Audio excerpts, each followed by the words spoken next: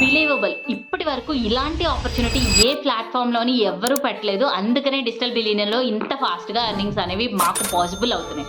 So, digital బిలియనియర్‌లో రేపటి నుంచి freelancing hub అనేది లైవ్ అవుతుంది. మేము స్కిల్స్ నేర్చుకోవడంతో పాటు మాకు ఫ్రీలాన్సింగ్ ప్రాజెక్ట్స్ రావాలి అంటే మేము ఇండివిడ్యువల్‌గా బయట వెతుక్కునేవాళ్ళం.